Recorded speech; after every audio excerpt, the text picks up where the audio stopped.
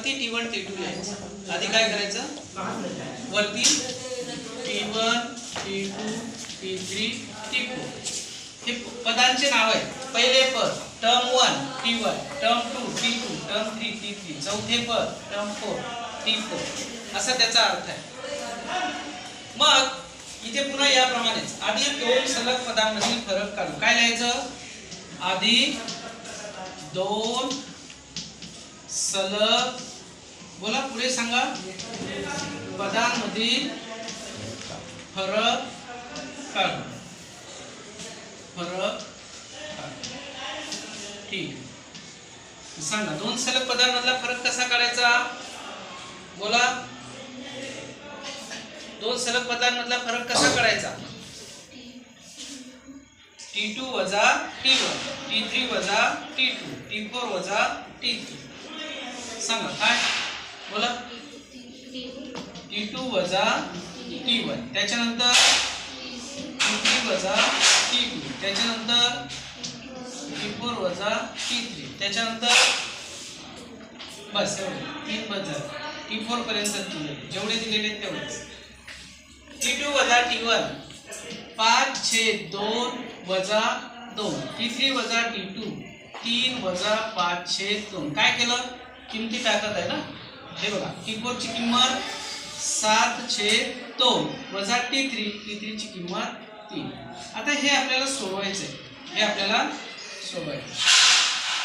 मग अपूर्णांकाची वजाबाकी करताना छेद समान पाहिजे. मग ते छेद समान कसे करतात, ते इथे छेदाला 2 आहे ना, याला अंशाला आणि छेदाला 2 ने गुणायचं.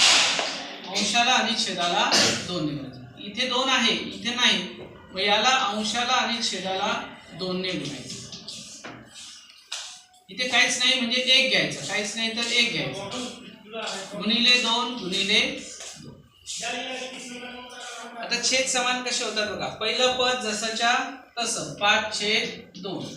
अंशाचा गुणाकार अंशाला, छेदाचा गुणाकार छेदाला. बेदुने हे बघा, हे वजा चिन्ह, बेदुने 4, बेके बे. इथे 3 दुने 6, बेके बे. वजा हा 5/2 जसाच्या तसा. असे छेद समान करून घ्यायचे 2 2.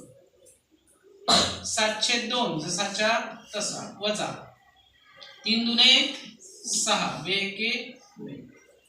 आता अपूर्णांकाची वजाबाकी, छेद समान असतील तर अंशांची वजाबाकी करायची, छेद तसाच ठेवायचा. हा 5 वजा 4 छेद एकदाच 2, 6 वजा 5 छेद एकदाच 2, 7 वजा 6 छेद एकदाच 2. 5 वजा 4 किती, 1. 6 वजा 5 किती, 1. छेद तसाच बघा. प्रत्येक वेळी फरक समान आहे की नाही. 1/2 1/2 आहे ना. मग पुढे काय लिहायचं, पुढे काय लिहायचं, प्रत्येक वेळी, बोला बोला मोठ्याने, प्रत्येक वेळी 2 बरोबर बरोबर सलग पदांमधील फरक समान. पुढे म्हणून दिलेली